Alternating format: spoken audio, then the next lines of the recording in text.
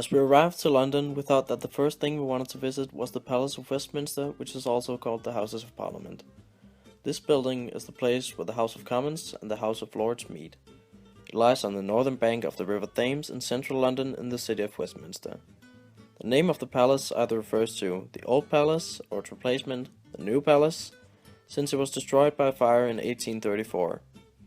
Originally, it was the palace of the Kings of England before the most of the complex was burnt down in the 1500s. Since 1970, the Palace of Westminster has been a Grade 1 listed building and became part of the UNESCO World Heritage Site in 1987. Afterwards, we thought we wanted to enjoy some beers by visiting one of the English pubs. England has over the years become very known for its pub culture. The term pubs is actually short for public houses, which refers to the fact that the pubs are not only a place to drink beer, but also a very unique social environment. They date back to the Roman occupation in England, when the Italians had their taverns where they would drink alcoholic beverages.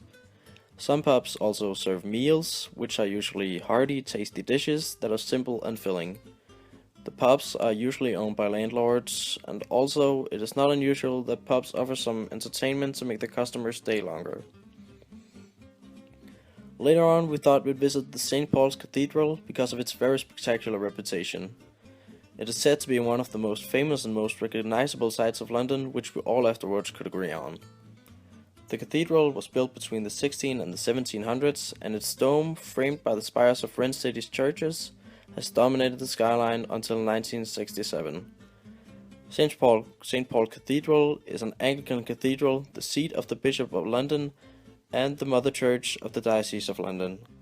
It sits on Ludgate Hill at the highest point of the city of London, which of course makes sense since you get to be closer to the heaven. London Underground is the first underground in the world. It was more than 50 miles long when it was built, and started in Baker Street and went into the center of London.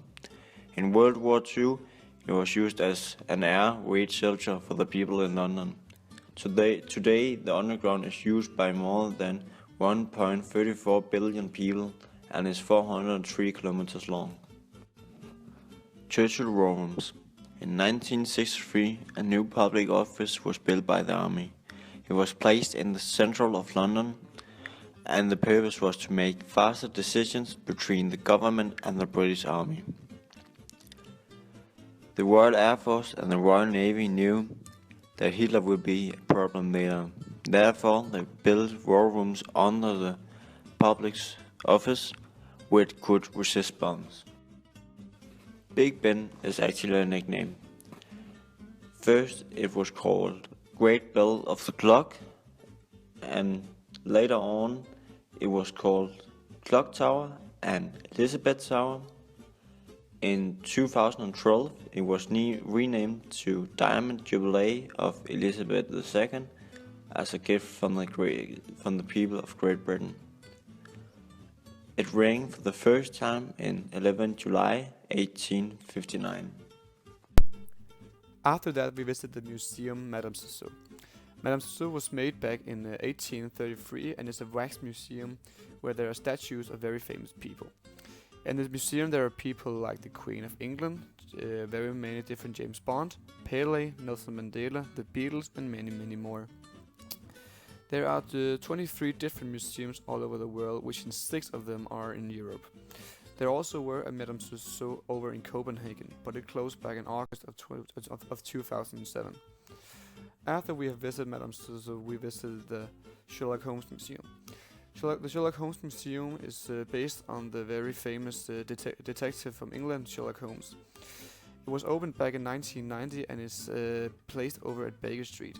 The museum opened in 1990, but the house where the museum is was built back in 1860.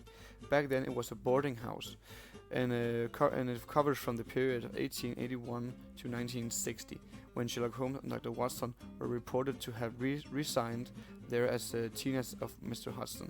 The Sherlock Holmes Museum is run by Sherlock Holmes Society of England, which is a non-profit organization. After we have visited the Sherlock Holmes Museum, we go and see Wembley. Wembley is the national stadium of the England national team, and it's one of the biggest stadiums not only in England, not only in the United Kingdom, but all over the world. It has a capacity of 90,000 people. The stadium was originally built back in 1923, but in the year 2000 the stadium was closed down because it was very old and could collapse at any time. The stadium was built up again and this time was built as a modern-day Coliseum. The new stadium opened back in 2003. The stadium has been the home of 4 Champions League finals, in which the last one of them was in 2013 between Bayern Munich and Borussia Dortmund. The stadium has also been the home to very many concerts, as bands like Muse and Queen has played on the stadium. After we had been to London, we continued our trip to Wiltshire to see the well-known Stonehenge. Stonehenge is a prehistoric monument in Wiltshire, England, 2 miles west of Amesbury and 8 miles north of Salisbury. It's a very beautiful and interesting monument in Great Britain. Stonehenge was constructed in 3 phases and established 3,000 years before Christ. That's why there's a lot of speculation on the reason it was built range from humans. We spent the whole day there and slept in Wiltshire. The next day we decided to take the flight to Newcastle. We wanted to see Hadrian's Wall, so we found our car and began driving for Hadrian's Wall. Hadrian's Wall was a Roman frontier built in the years 122 to 130 by order of the Emperor Hadrian. The wall was an active military line for 300 years. We decided to go for a little walk beside the wall, which took around 2 hours. Suddenly the day was nearly through and we went back to Newcastle to sleep. The next day we went to Scotland to see Loch Ness.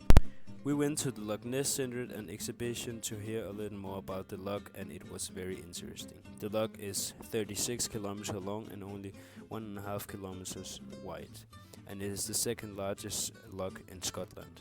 In popular legend, it is the home of the Loch Ness monster, also known as Nessie, a myth which was promoted by a fake photograph from the loch. After that, we ended our trip in Glasgow, where we had to take the flight back home to Denmark.